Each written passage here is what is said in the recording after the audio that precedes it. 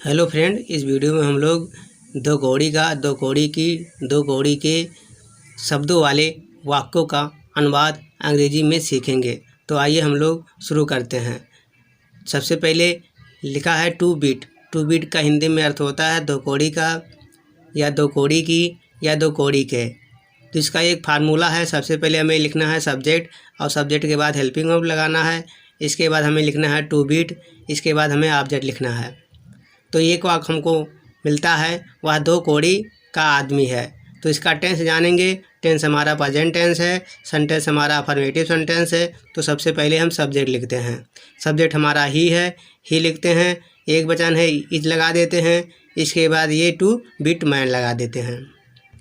अगला वाक्य है, उसकी सोच दो कौड़ी की है। तो सबसे पहले ही लगाते हैं, इसके बाद हैड लगाते हैं। इसके बाद ये टू बीट थिंकिंग लगा देते हैं। अगला वाक्य है, उस दो कौड़ी के इंसान से मैं नहीं मिलना चाहता। तो सबसे पहले यहाँ लगाते हैं आई, क्योंकि मैं यहाँ दिया है। और निगेटिव सेंटेंस है, क्योंकि नहीं लगा है इसमें। तो आई डोंट वांट, वांट का मतलब चाहना। तो आई डोंट वांट। और मिलने का अंग्रेजी होता है मीट। तो टू मीट, अब किससे मिलना है? उस के लिए डैट लगाते हैं। इसके बाद टू बीट पर्सन, यानी I don't want to meet that two bit person. अगला वाक्य है, अपनी दो कौड़ी की घड़ी मुझे मत दिखाओ। तो दिखाना का अंग्रेजी शो होता है, और यहाँ मत लिखा है, यानी निगेटिव सेंटेंस है। तो हमें नॉट लगाना है। तो अंग्रेजी शुरू करते हैं हम लोग। ये हमारा इम्परेटिव सेंटेंस है। तो don't show me your two bit watch.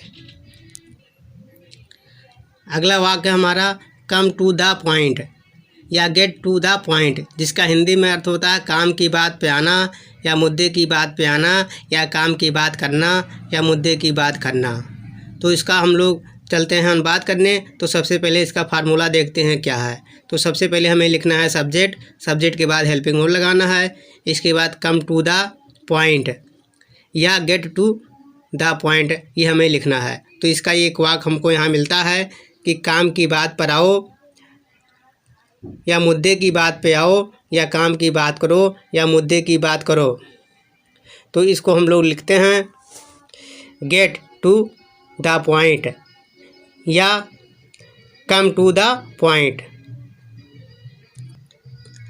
अगला वाक्य है, काम की बात कब करोगे।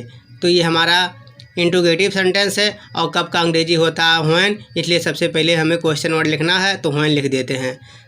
इसके बाद सहायक क्रिया। अब टेंस हमें यह ध्यान रखना है, ये हमारा टेंस जो है फ्यूचर इंडेफिनिट टेंस है। तो when will you come to the point लिख देते हैं, और क्वेश्चन मार्क लगा देते हैं। और ये इसको दूसरी तरह भी बना सकते हैं, when will you get to the point. अगला वाक्य है, काम की बात क्यों नहीं कर रहे हो। तो ये प्रेजेंट कंटिन्यूअस टेंस है, और सेंटेंस हमारा क्या है, इंट्रोगेटिव प्लस निगेटिव सेंटेंस। तो सबसे पहले क्यों का अंग्रेजी लगाते हैं, जिसका होता है व्हाई। इसके बाद आर लिखते हैं, इसके बाद यू लगा देते हैं। इसके बाद नॉट लगाते हैं, इसके बाद आईएनजी जोड़ते हैं, गेटिंग टू द पॉइंट, अंत में क्वेश्चन मार्क लगा देते हैं। इसको दूसरे तरीके से भी बना सकते हैं, why are you not coming to the point. अगला सेंटेंस है, मैंने उसे बार बार समझाया था, तब जाकर वो मुद्दे की बात पर आया। तो इसको हम लिखना शुरू करते हैं। सबसे पहले आई लिखते हैं, had made him understand again and again. इसके बाद लिखते हैं, then at last he came to the point.